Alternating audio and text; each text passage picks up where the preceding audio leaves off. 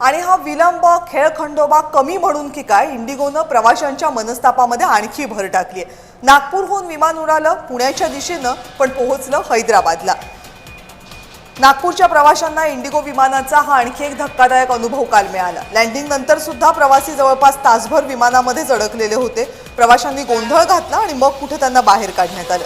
हे सगळं काल रात्री घडलं। 11:40 नागपूर पुणे अशी इंडिगोची फ्लाइट खरं तर नियोजित होती, पण ती फ्लाइट 1 वाजेपर्यंत नागपूरमधनं उड्डाणच घेऊ शकली नाही। 1 वाजल्याच्या नंतर या फ्लाइटनं उड्डाण घेतलं, पण अर्ध्या तासाच्या उड्डाणानंतर आपल्या विमानाला पुण्यामध्ये लँड होण्याची परवानगी मिळत नाहीये, कारण त्या ठिकाणी लँडिंगसाठी पुरेशी जागा नाहीये असं कारण सांगितलं गेलं आणि इंडिगो क्रू आणि व्यवस्थापनानं फ्लाइट पुण्याऐवजी हैदराबादला लँड केलं।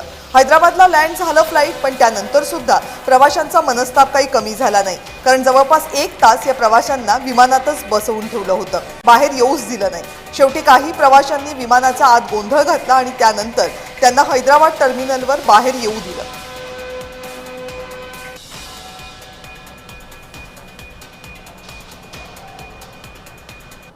आणि या संदर्भातली आणखीन माहिती जाणून घेऊयात आपले प्रतिनिधी तेजस मोहतुरे यांच्याकडनं। तेजस, पुढे काय झालं? म्हणजे ही हैदराबादला पोहोचली खरी रात्री फ्लाइट, पण ज्या प्रवाशांना पुण्याला जायचं होतं त्यांना पुन्हा नवी फ्लाइट करून देण्यात आली की नाही?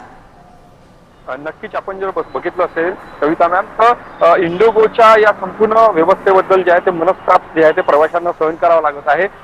आपण जर बघितलं असेल तर काल जे 11:40 जे नियोजित जे फ्लाइट आहे ते फ्लाइट जे आहे ते पुण्याला यायची, मात्र ते हैदराबादला उतरली। या संदर्भानं अर्ध्या तासात जे आहे ते व्यवस्थापनाने सांगितलं की त्या ठिकाणी आपण पुण्याला लँड करू शकत नाही अशी परवानगी आपल्याला मिळाली आणि ते लँड झाली हैदराबादला। त्यामुळे नागरिकांना त्या ठिकाणी तात्काळ सहन करावं लागलं। या संपूर्ण संदर्भात व्यवस्थापनाला ज्या विचारलं त्यावेळेस कुठले त्यांनी उत्तर दिलं नाही आणि अनेक जे नागपुरातले प्रवासी आहेत ते सध्या वेळेला आता हैदराबादमध्ये अडकले आहेत। काही शाखा अनेक जे आहेत ते जॉबच्या संदर्भात असेल किंवा मग अनेक प्रवासी असे आहेत की ज्यांना काम होतं ते काम ते करू शकले नाही, त्यात हैदराबादला अडकल्यात। त्यामुळे संपूर्ण याच्यात जो मनस्ताप आहे तो संपूर्ण प्रवाशांना सहन करावा लागत आहे। आपण जर बघितलं असेल तर असे अनेक प्रवासी जे आहेत नागपुरात सुद्धा आहेत, ते 2 दिवसापासून जे आहेत ते तात्काळ इथे आहेत। काहींना बँगलोरला जायचं आहे, काहींना हैदराबादला जायचं आहे। संपूर्ण संदर्भात जे आहे ते प्रवाशांना मनस्ताप सहन करावा लागत आहे। यावर इंडिगो प्रशासनातर्फे कुठलीच एका अर्थाने कुठलीच कारण सांगण्यात येत नाही, कारण की व्यवस्था जी आहे ती व्यवस्था एकदम कोलमडलेली आहे। त्यामुळे आपण जर बघितलं असेल तर 2 दिवसात जे आहे ते 10 पेक्षा जास्त जे आहेत ते विमानं रद्द झाली आहेत आणि या संपूर्ण संदर्भाने जे आहेत ते प्रवाशांचे हाल होताना सध्या घडीला नागपुरात असेल किंवा मग ज्या ठिकाणी हैदराबादमध्ये जे नागपूरचे प्रवासी अडकलेत त्यांचे होताना दिसत आहे। धन्यवाद तेजस, तुम्ही दिलेल्या सगळ्या सविस्तर माहितीबद्दल।